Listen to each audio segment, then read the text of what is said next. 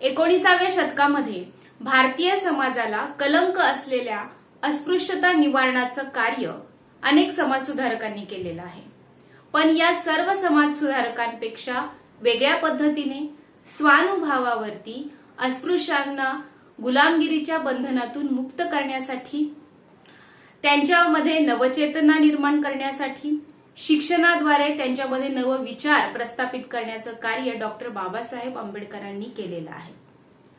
महाराष्ट्रातील समाजसुधारक या सिरीजमध्ये आपल्या सर्वांचं मी अनुराधा हराळे परत एकदा स्वागत करते.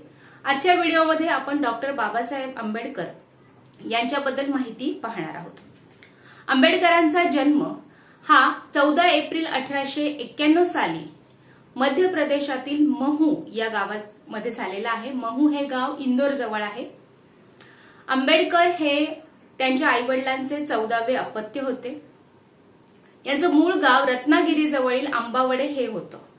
दापोलीपासून काही किलोमीटर दूर आहे हे गाव. आंबेडकरांचं मूळ नाव भीमराव रामजी सकपाळ उर्फ आंबावडेकर आहे.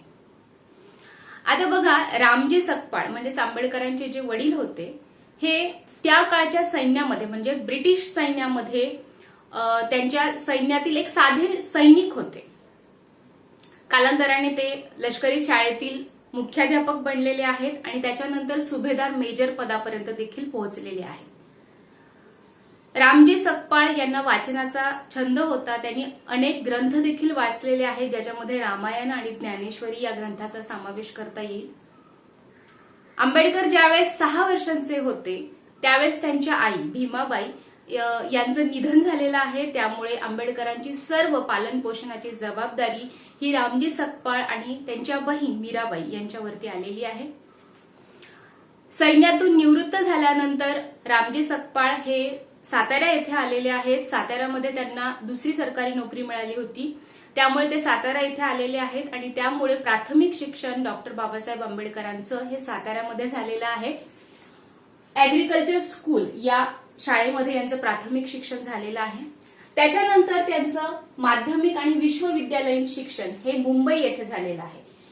रामजी सकपाळ हे परत मुंबईला गेलेले आहेत आणि त्यांचं पुढचं शिक्षण आंबेडकरांचं हे एल्फिन्स्टन हायस्कूल आणि कॉलेजमध्ये झालेलं आहे.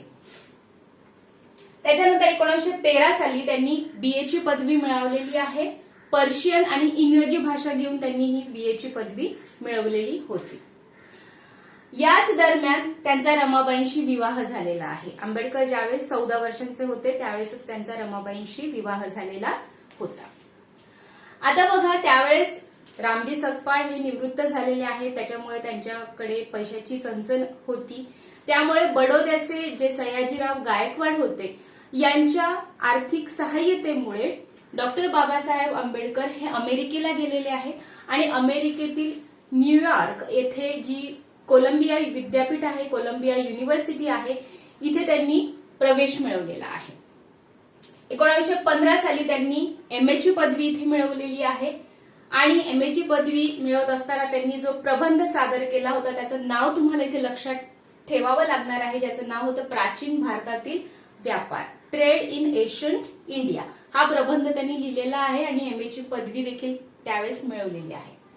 त्याच्यानंतर 1916 साली त्यांनी पीएचडी साठी एक प्रबंध लिहिला होता, ज्याचं नाव आहे national dividend of India a historical and analytical study. हा प्रबंध त्यांनी लिहिलेला आहे आणि 1 वर्षानंतर त्यांना पीएचडीची पदवी प्राप्त झालेली आहे कोलंबिया विद्यापीठाकडून. पण त्यांनी जो प्रबंध लिहिला होता याचं नामांतर करून तो प्रबंध प्रसिद्ध झाला होता, evolution of provincial finance in British India. हा प्रबंध इतका फेमस झाला होता की त्या काळचे जे विद्याविभूषित जे लोक होते तेथील न्यूयॉर्क येथील यांनी मुक्त कंठाने त्यांची स्तुती देखील केली होती की किती व्यवस्थित त्यांनी मांडणी केली होती त्या प्रबंधाची, किती चिकित्सक वृत्तीने तो प्रबंध त्यांनी लिहिला होता. त्यामुळे त्यांची खूप स्तुती देखील इथे झालेली आहे. स्तुती जरी झालेली असली तरी एमए, पीएचडी या पदव्या मिळवत असताना त्यांना अनेक हाल अपेष्टांना तिथे सामोरे जावं लागलेलं आहे परदेशात देखील. कारण शिष्यवृत्ती फक्त शिक्षणासाठी होती पोट भरण्यासाठी मात्र त्यांच्याकडे खूप कमी पैसे असत, त्यामुळे 2 वेळचं जेवण देखील त्यांना मिळालेलं नाहीये. प्रसंगी अर्धपोटी राहून पावावर देखील ते जगलेले आहेत हे 2-3 वर्ष. म्हणजे अतिशय खडतर प्रवास त्यांनी केलेला आहे शिक्षणासाठी. त्याच दरम्यान म्हणजे 1916 सालीच त्यांनी London school of economics and political science या कॉलेजमध्ये प्रवेश घेतलेला आहे. पण जी शिष्यवृत्ती होती सयाजीराव गायकवाडांनी दिलेली ही 3च वर्षाची होती. अजून 1 वर्ष मुदतवाढ मिळाली होती, पण तोपर्यंत ज्यावेळेस त्यांनी या कॉलेजमध्ये प्रवेश घेतलेला होता तोपर्यंत ती शिष्यवृत्तीची जी मुदत होती ती संपल्यामुळे त्यांना नाईलाजास्तव भारतामध्ये परत यावं लागलेलं आहे. भारतामध्ये परत आल्यानंतर त्यांनी बडोद्यामध्ये नोकरी केलेली आहे. आता इथे नोकरी करत असताना त्यांना अस्पृश्य म्हणून हिणवलं जात होतं, त्यांचा अपमान केला जात होता. ही गोष्ट त्यांनी सयाजीराव गायकवाडांना देखील सांगितली, पण त्याचा काही उपयोग न झाल्यामुळे त्यांनी ती नोकरी सोडलेली आहे. बडोद्याची नोकरी सोडल्यानंतर त्यांनी 1918 साली मुंबई येथे ते गेलेले आहेत आणि मुंबई येथील सिडनेहॅम कॉमर्स कॉलेजमध्ये त्यांनी प्राध्यापकाची नोकरी इथे धरलेली आहे.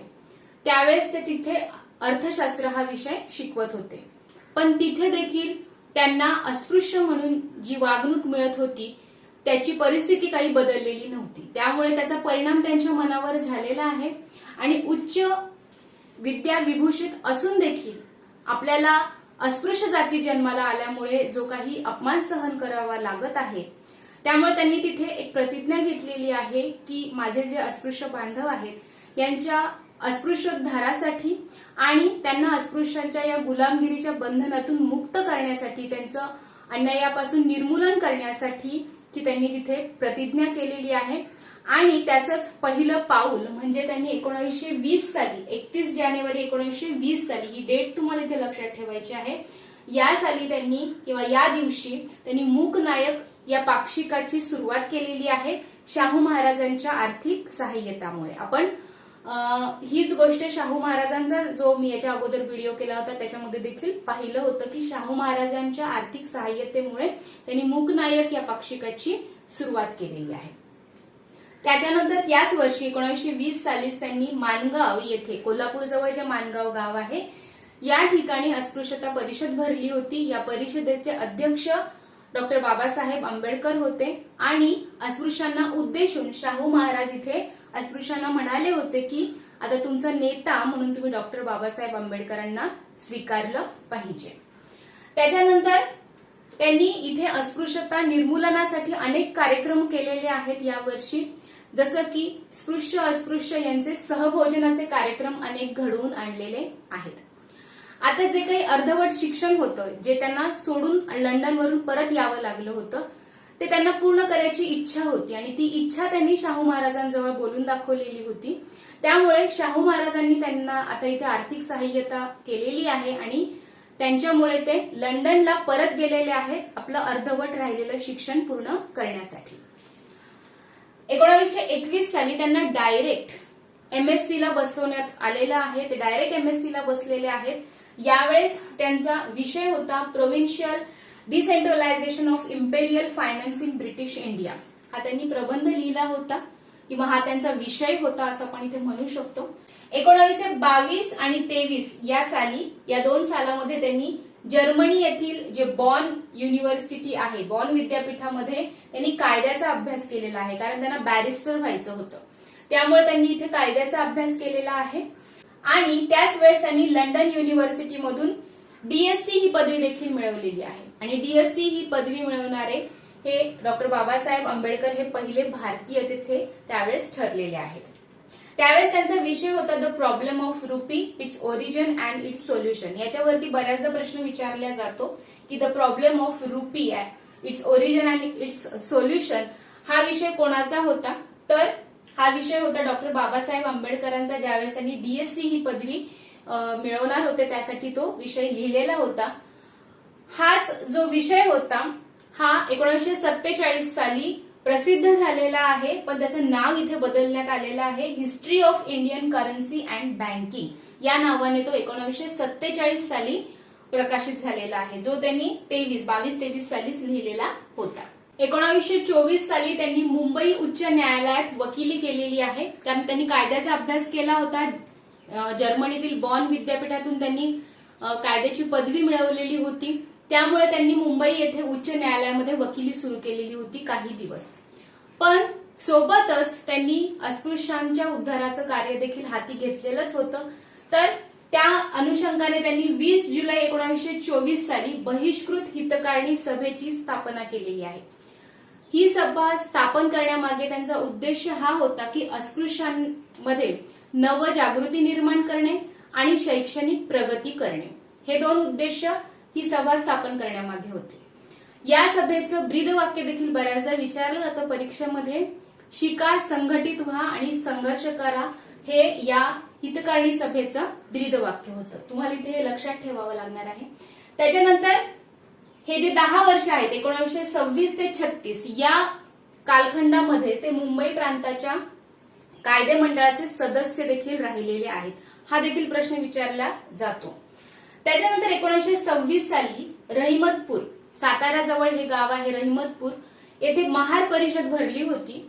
तर अस्पृश्यांना उद्देशून त्यांनी इथे संदेश दिलेला आहे की तुम्ही वतनदारीचे हक्क सोडून द्या, गावकीचे हक्क सोडून द्या आणि तुम्ही जे काम करत आहात, गावकीचे जे पारंपरिक तुमची जी कामं करत आहात ती सोडून द्या आणि नवीन कामं करा, नवीन नोकऱ्या धरा, असा त्यांनी इथे अस्पृश्यांना संदेश दिलेला आहे. त्यामुळे 1926 साली ही जी महार परिषद भरली होती ती कुठे भरली होती तर साताऱ्यातील रहिमतपूर, हे इथे तुम्हाला लक्षात ठेवावं लागणार आहे.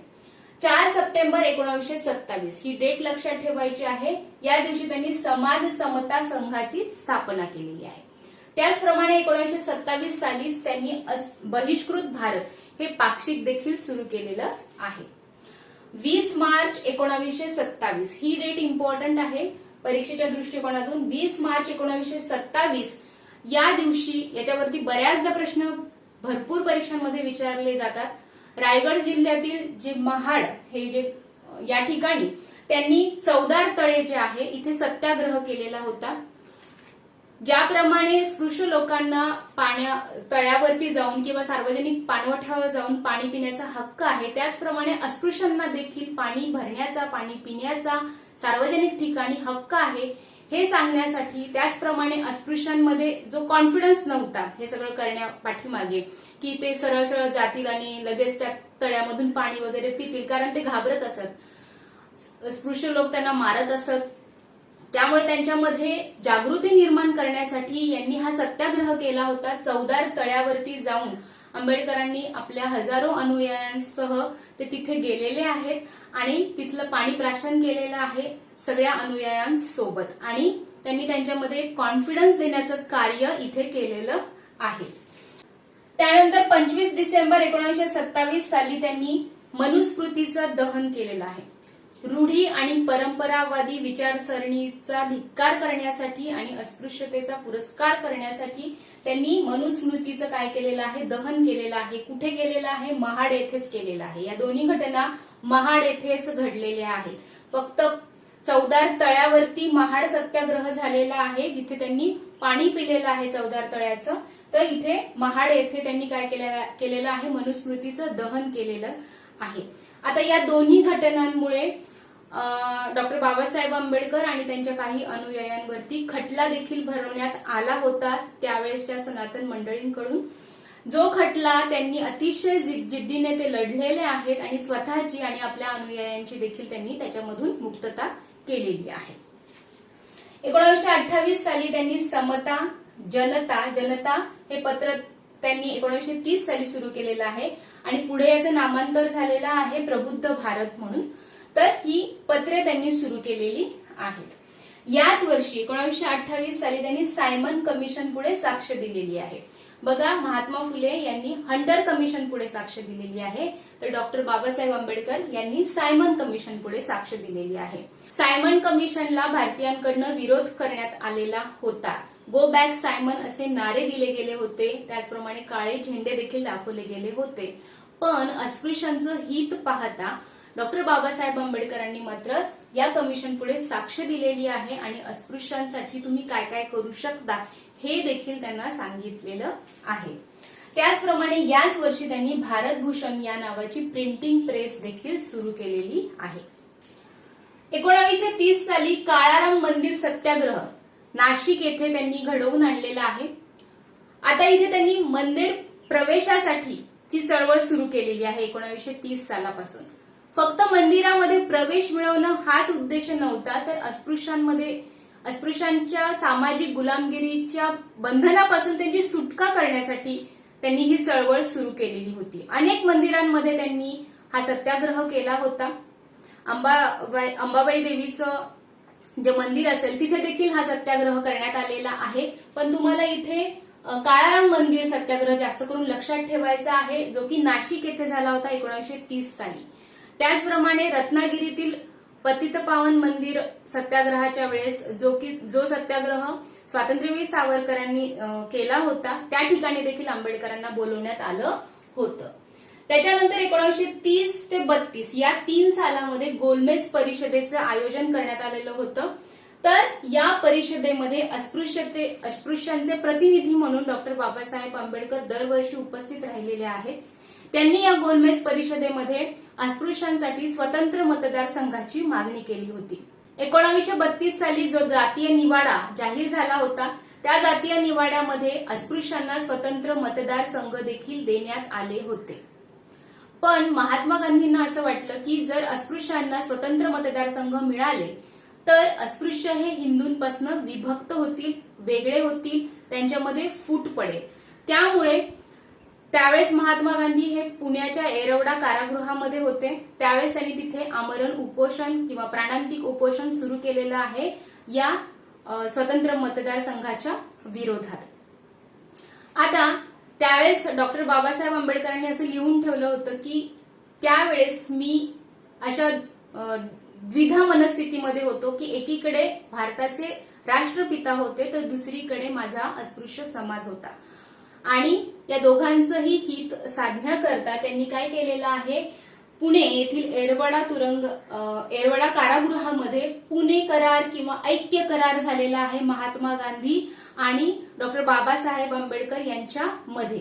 डेट लक्षात ठेवायची आहे 24 सप्टेंबर. बऱ्याच पुस्तकांमध्ये 25 सप्टेंबर देखील लिहिलेलं आहे. तर 24 सप्टेंबर 1932 साली हा पुणे करार किंवा ऐक्य करार येरवडा कारागृहामध्ये पुण्याच्या झालेला आहे, ज्यानुसार त्यांना प्रांतीय कायदे मंडळामध्ये अस्पृश्यांना 148 राखीव जागा मिळालेल्या आहेत.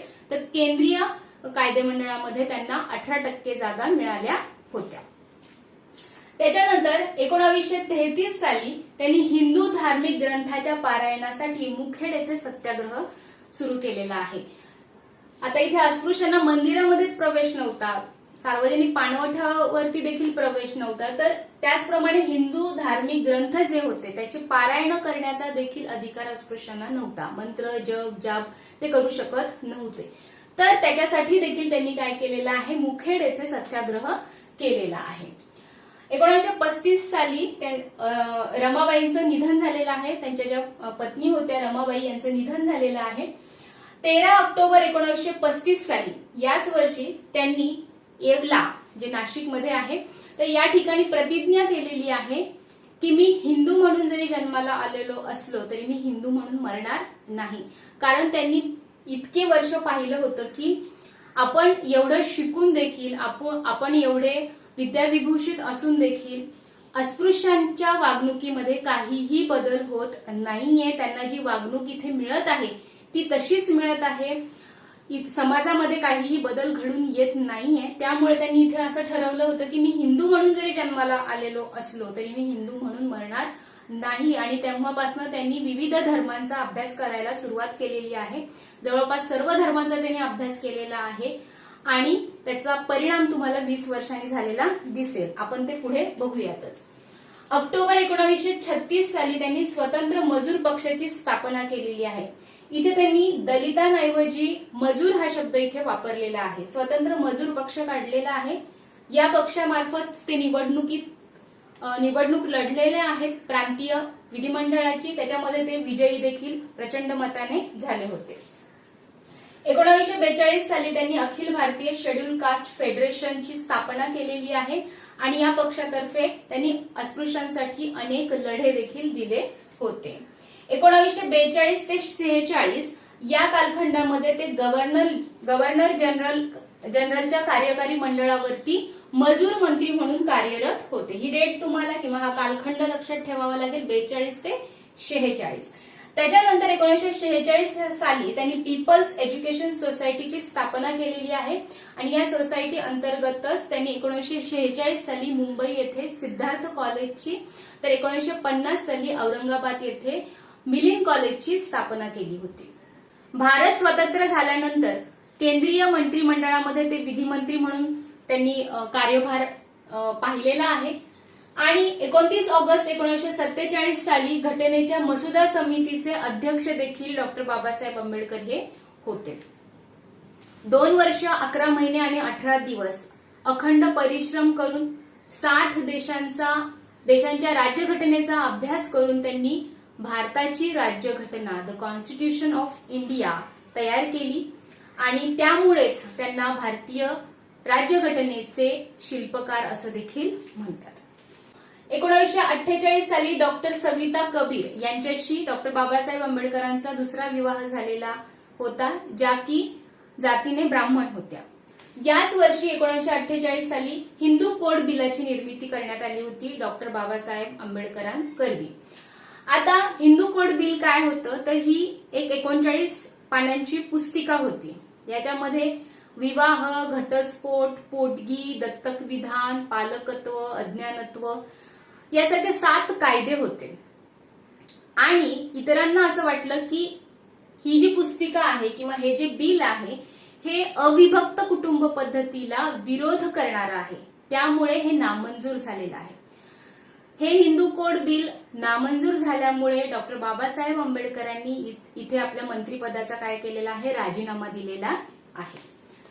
1952 साली कोलंबिया विद्यापीठाकडून भारतीय संविधानामध्ये जे त्यांनी योगदान केलेलं आहे त्या योगदानाबद्दल त्यांना LLD ही पदवी त्यांनी दिलेली आहे, बहाल केलेली आहे. कोलंबिया विद्यापीठ जे अमेरिकेमध्ये आहे. आणि 1953 साली उस्मानिया विद्यापीठ जे हैदराबाद येथे आहे तर या विद्यापीठाने देखील त्यांना D.Litt ही पदवी दिलेली आहे. ठीक आहे. त्याच्यानंतर 14 ऑक्टोबर 1956 साली त्यांनी बौद्ध धर्म स्वीकारलेला आहे. 1935 साली त्यांनी जी प्रतिज्ञा केली होती तर त्याचं त्यांनी इथे काय केलेलं आहे, प्रचिती आपल्या इथे त्यांनी ती दिसत आहे की त्यांनी दसऱ्याच्या शुभ मुहूर्तावरती नागपूर येथे लाखो अनुयायांसह काय केलेलं आहे, बौद्ध धर्म स्वीकारलेला आहे. इथे त्यांनी ज्याप्रमाणे राज्यघटना निर्माण करताना 60 देशांच्या राज्यघटनेचा अभ्यास केला होता त्याचप्रमाणे त्यांनी धर्म कोणता स्वीकारायचा याच्यासाठी देखील सर्व धर्मांचा अभ्यास केला होता. त्यांना आपल्या हिंदू धर्मामध्ये जे कटू अनुभव आले होते आयुष्यभर त्याची चीड त्यांच्या मनामध्ये होती आणि त्यामुळे त्यांनी असा धर्म स्वीकारला की ज्या धर्मामध्ये जातीभेद नसेल आणि त्यांना असा बौद्ध धर्म इथे दिसलेला असल्यामुळे त्यांनी इथे बौद्ध धर्म स्वीकारलेला आहे. आता नागपूर हीच त्यांनी जागा का निवडलेली आहे, कारण नागपूर इथे नागा जातीचे लोक राहत होते अगोदर आणि ज्यांनी बौद्ध धर्माचा तिथे काय केलेला आहे, प्रसार केला होता नागपूर येथे, त्यामुळे त्यांनी नागपूर ही जागा धर्मांतरासाठी निवडली होती. त्याच्यानंतर 6 डिसेंबर 1956 साली या महान मानवाचं काय झालेलं आहे, महापरिनिर्वाण झालेलं आहे दिल्ली येथे. यांची समाधी मुंबई येथील दादर येथे आहे, ज्याचं नाव आहे चैत्यभूमी. डॉक्टर बाबासाहेब आंबेडकर हे 3 जणांना आपले गुरु मानत असत. संत कबीर, गौतम बुद्ध आणि महात्मा फुले यांची नावं लक्षात ठेवायची आहे, परीक्षेमध्ये विचारले जातात. त्याचप्रमाणे डॉक्टर बाबासाहेब आंबेडकरांची जी ग्रंथसंपदा आहे याच्यावरती देखील परीक्षेमध्ये प्रश्न विचारले जातात. तसं बघितलं तर त्यांची जी ग्रंथसंपदा आहे ही भरपूर मोठी आहे, पण आपल्याला काहीच गोष्टी किंवा काहीच ग्रंथ इथे लक्षात ठेवायचे आहेत जे की वारंवार परीक्षेमध्ये विचारले जातात. त्यापैकी आहेत काही who were the Shudras, caste in India, annihilation of caste, riddles in Hinduism, thoughts on Pakistan, Buddha and his Dhamma, the untouchables आणि रानडे, गांधी अँड जिना. बघा सर्वच ग्रंथ जवळपास हे कशामध्ये आहेत, इंग्लिशमध्येच आहे. याच्यावरून त्यांची इंग्रजीवरती किती कमांड होती हे तुम्हाला लक्षात येईल. त्याच्यानंतर अजून एक गोष्ट लक्षात ठेवायची आहे परीक्षेच्या हिशोबाने, ती म्हणजे ही की मूकनायक हे जे काही पाक्षिक होतं, तर या पाक्षिकाच्या शीर्षभागी ते संत तुकारामांची वचनं लिहित असत, तर बहिष्कृत भारत या पाक्षिकाच्या शीर्षभागी ते संत ज्ञानेश्वरांची वचनं लिहित असत. बऱ्याचदा कन्फ्युज होतं, त्यामुळे तुम्हाला इथे हे नीट लक्षात ठेवावं लागणार आहे. त्याचप्रमाणे त्यांचे प्रसिद्ध अग्रलेख आहेत 2, ते देखील लक्षात ठेवायचे आहेत तुम्हाला. नंबर 1 आहे पुनश्च हरिओम. हा अग्रलेख त्यांनी बहिष्कृत भारत या पाक्षिकामध्ये लिहिला होता. ज्यावेळेस हे पाक्षिक बंद पडलं होतं आणि परत सुरू झालं होतं, त्यावेळेस त्यांनी हा अग्रलेख लिहिला होता. त्याच्यानंतर आम्ही शासन करती जमात बनणार हा अग्रलेख त्यांनी जनता या पत्रामधून लिहिलेला आहे. आता आंबेडकरांबद्दल गौरवोद्गार देखील काढलेले आहेत, तर कोणी कोणी काय काय काढलेले आहेत ते बघूयात आपण. दलितांचा मुक्तीदाता असं बडोद्याचे सयाजीराव गायकवाडांनी त्यांचा गौरवोद्गार त्यांच्याविषयी काढलेले आहेत. त्याचप्रमाणे आचार्य अत्रे यांनी महाराष्ट्राचे तेजस्वी ज्ञानयोगी असे गौरवोद्गार आंबेडकरांविषयी काढलेले आहेत. 20व्या शतकात सामाजिक सुधारणेच्या क्षेत्रात असामान्य कामगिरी करणाऱ्यांमध्ये डॉक्टर बाबासाहेब आंबेडकरांचं नाव हे सर्वश्रेष्ठ मानले जाते. वर्षानुवर्ष परावलंबी आणि असहाय्य जीवन जगणाऱ्या अस्पृश्यांना माणूस म्हणून जगण्याचा देखील हक्क आहे. हा हक्क मिळवून देण्याचं कार्य डॉक्टर बाबासाहेब आंबेडकरांनी केलेलं आहे. 1990 साली भारत सरकारने देखील मरणोत्तर भारतरत्न हा पुरस्कार देऊन डॉक्टर बाबासाहेब आंबेडकरांचा गौरव केलेला आहे. आपण आजच्या व्हिडिओमध्ये डॉक्टर बाबासाहेब आंबेडकरांचं जीवनचरित्र पाहिलेलं आहे. जर तुम्हाला आजचा व्हिडिओ आवडला असेल तर जरूर शेअर करा आणि जर तुम्ही चॅनलवरती नवीन असाल तर सबस्क्राईब करायला विसरू नका. आणि जर व्हिडिओ आवडला असेल तर जरूर लाईक देखील करा. आपण भेटूयात पुढच्या व्हिडिओमध्ये नवीन समाज सुधारकासह. तोपर्यंत धन्यवाद.